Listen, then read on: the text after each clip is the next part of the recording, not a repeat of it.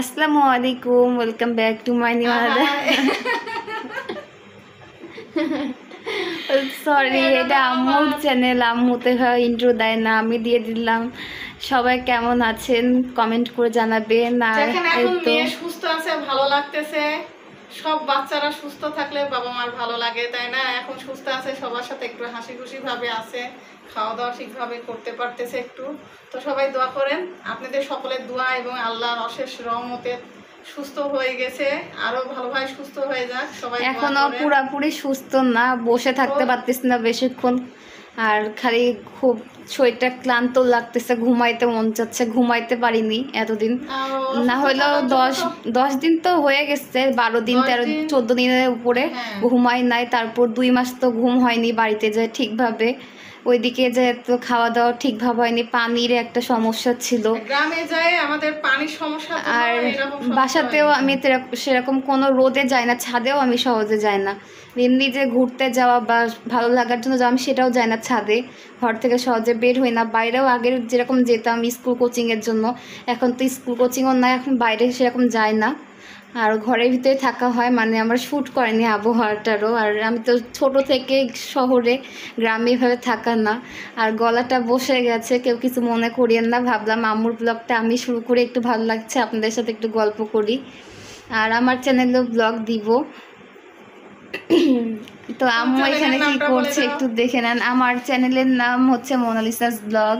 সবাই ইউটিউব চ্যানেলটা সাবস্ক্রাইব করে দিবেন। আর নতুন পেজ খুলবো, আমার এই পেজটা কন্টিনিউ করা হবে না হয়তো। আর এই তো এখন মোটামুটি সুস্থ আছে, একটু সবাই দোয়া করবেন আরও যেন সুস্থ হয়ে যায়। আর কি করব, মানে আমি নিজেও ভাবতে পারি না আমি এতটা অসুস্থ হয়ে যাব, আমাকে হাসপাতালে পর্যন্ত ভর্তি হওয়া লাগবে। আমি নিজেও এটা কখনো কল্পনা করি নাই যে আমাকে এতটা খারাপ অবস্থা আমার হবে। তো সবাই দোয়া করেন যেন আরো ভালোভাবে সুস্থ হয়ে যায়, আর সবাই ভালো থাকবেন, সুস্থ থাকবেন, এটাই সবার কাছে দোয়া করি। আল্লাহ যেন সবার ভালো রাখুক, এটাই দোয়া।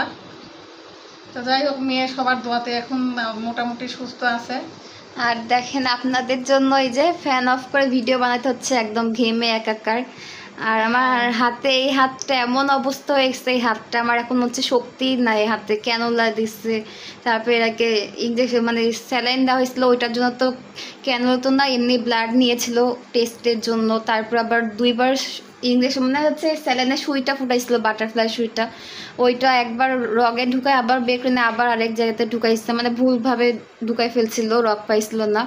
তো আমার হাতটা এখন এমন অবস্থা হয়ে গেছে, হাতে শক্তি পাচ্ছি না। আর আমার জীবনে প্রথম ক্যানুলা এইভাবে হাতে ঢুকানো বা স্যালাইন দেওয়া, এটা প্রথম ছিল। আমি নিজেও কল্পনা করতে পারিনি এত অসুস্থ হয়ে যাব। তো সবাই দোয়া করবেন আর আমি যেন সুস্থ থাকি, ভালো থাকি, আর আমার আব্বু আম্মুর জন্য দোয়া করবেন। তো এখন রাত্রিবেলা আপনাদের ভাইয়া এদের পাটির শাক নিয়ে আসে, মেয়ে দুপুরবেলা বলছে পাটির শাক ভাজা খাবে, তো পাটির শাক নিয়ে আসছে। এখন আমি এদের বেছে রাখছি, কাল সকালে ভাজা যাবে। আবার তরমুজ নিয়ে আসে দিল, যাতে এখন যে গরম পড়তেছে তরমুজটা খাইতে হবে, ওই জন্য দুপুরবেলা একটু তরমুজটা ঠান্ডা ঠান্ডা ফ্রিজে থেকে বের করে খেতে ভালোই লাগে। আর বড় সাইজের তরমুজগুলো না অত ভালো না, তাই নিয়ে আসতেছে। আবার বড়টা নিয়ে আসলে ফ্রিজে থাকলে বেশি দিন আবার ফ্রিজে থাকা তো না, বড়টা লাল হয় না, আর মিষ্টি না, কেমন জানি একটা।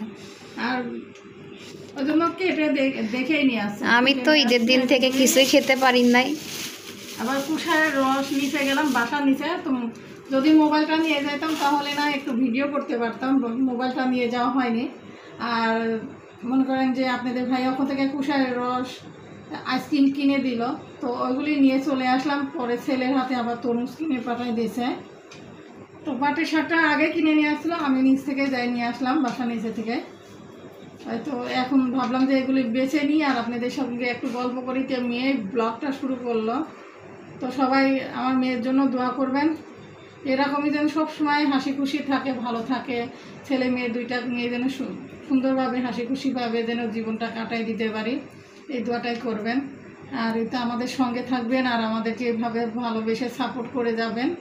তো দেখতে পাইলেন তো আপনাদের সঙ্গে মেয়েকে দেখাই দিলাম, মেয়ে সুস্থ আছে এখন, একটু আল্লাহ মোটামুটি সুস্থ রাখছে, আরও সুস্থ হয়ে যাক, এই দোয়াটা করবেন। তো যাই হোক, এখনকার মতো ক্যামেরাটা রাখছি।